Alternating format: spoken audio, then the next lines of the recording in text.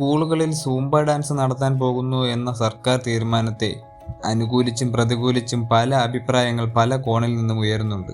വിദ്യാഭ്യാസത്തെ ബാധിക്കും, കുട്ടികൾ വഴിതെറ്റും, ആഭാസമാണ് ഇത് എന്നൊക്കെയാണ് എതിർക്കുന്ന വിഭാഗം പറയുന്നത്.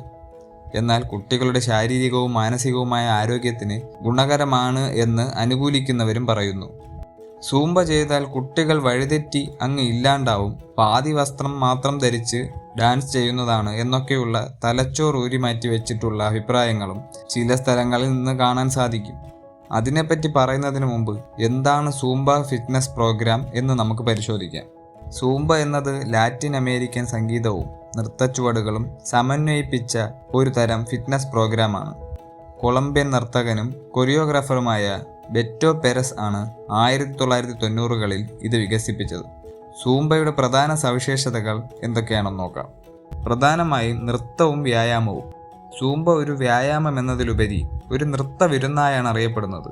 സൽസ, മെറിംഗോ, കുംബിയ, റെഗറ്റോൺ തുടങ്ങിയ ലാറ്റിൻ നൃത്ത ശൈലികളാണ് ഇതിൽ പ്രധാനമായും ഉപയോഗിക്കുന്നത്.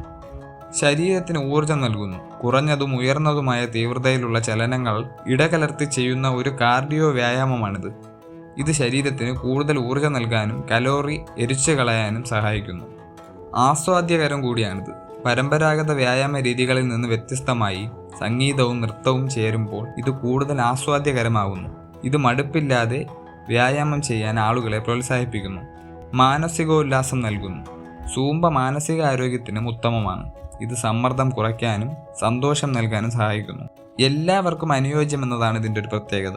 പ്രായഭേദമന്യേ ആർക്കും ചെയ്യാൻ കഴിയുന്ന ഒരു വ്യായാമമാണിത്. നൃത്തത്തിൽ മുൻപരിചയമില്ലാത്തവർക്കും എളുപ്പത്തിൽ പഠിക്കാനാവുന്നതാണ്. ഫിറ്റ്നസ് നിലനിർത്താനും മാനസികോല്ലാസം നേടാനും സൂംബ ഡാൻസ് ഒരു മികച്ച മാർഗമാണ് എന്ന് പറയാതെ വയ്യ. സൂംബ എന്നത് ആഭാസമോ കുട്ടികളെ വഴിതെറ്റിക്കുന്ന തരത്തിലുള്ള ഒരു പ്രവൃത്തിയോ അല്ല. ഇത് സ്കൂളുകളിലും മറ്റും നടത്തുന്നത് ശാരീരികവും മാനസികവുമായ ആരോഗ്യത്തിന് ഗുണകരമായ ഒരു ഫിറ്റ്നസ് പ്രോഗ്രാം തന്നെയാണ്. പിന്നെ ഇതുമായി ബന്ധപ്പെട്ട് ചില എതിർപ്പുകൾ ഇനിയും തുടർന്നേക്കാം. അത് സ്വാഭാവികമാണ്. ആണും പെണ്ണും ഇടകലർന്നുള്ള ആഭാസം ഭാവിയിൽ കുട്ടികളുടെ സ്വഭാവത്തിൽ മാറ്റങ്ങൾ ഉണ്ടാകുമെന്നൊക്കെയുള്ള അടിസ്ഥാനമില്ലാത്തതും ഇന്നത്തെ സമൂഹത്തിന് യോജിക്കാത്തതുമായ പ്രസ്താവനകൾ വകവെക്കേണ്ടതില്ല. ഈ ഒരു ഫിറ്റ്നസ് പ്രോഗ്രാമിൽ പങ്കെടുക്കാനും പങ്കെടുക്കാതിരിക്കാനുമുള്ള ചോയ്സ് എല്ലാവർക്കുമുണ്ട്.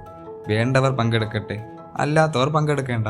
പിന്നെ ആണും പെണ്ണും ഒരുപോലെ അവകാശങ്ങൾ ഉള്ളവർ തന്നെയാണ്. നൃത്തവും ഫിറ്റ്നസ് പ്രോഗ്രാമുകളും ആണും പെണ്ണും ഒരുപോലെ ഉപയോഗിക്കട്ടെ. ഉപയോഗിക്കാൻ താല്പര്യമില്ലാത്തവർ ഉപയോഗിക്കാതെ ഇരുന്നാൽ പോരെ. ആരും ചെയ്യേണ്ട, ആ സംവിധാനം തന്നെ നിർത്തിവെക്കണം എന്നൊക്കെ പറയാനുള്ള അധികാരം ആർക്കുമില്ല, ഒരു സംഘടനയ്ക്കുമില്ല. ഒരു തരത്തിലും ഇതൊക്കെ കുട്ടികളെ വഴിതെറ്റിക്കുന്നതോ അധ്യാപകരോടുള്ള ബഹുമാനത്തെ കുറയ്ക്കാൻ കാരണമാകുന്ന ഒരു കാര്യമോ അല്ല. അങ്ങനെയൊക്കെ ആണെന്ന് പറയുന്നവർ അത് ശാസ്ത്രീയമായി തെളിയിക്കട്ടെ, അല്ലെങ്കിൽ അതിലെ നിയമസാധ്യതകൾ ചൂണ്ടിക്കാണിച്ചുകൊണ്ട് നിയമപരമായി നേരിടുക. നമുക്ക് പ്രഥമ പരിഗണന ശാസ്ത്രത്തിനും നിയമത്തിനും തന്നെയാണ്. മറ്റ് ഊതിപ്പെരിപ്പിച്ച കണ്ടുപിടുത്തങ്ങളൊക്കെ സാമാന്യ വിവരമുള്ളവർ വകവയ്ക്കേണ്ടതില്ല. ആണും പെണ്ണും ഒരുമിച്ച് സൂംബ ഡാൻസ് ചെയ്താൽ ആഭാസമാണ് എന്നൊക്കെ ചിന്തിക്കുന്നവരോട് എന്ത് പറയാനാ?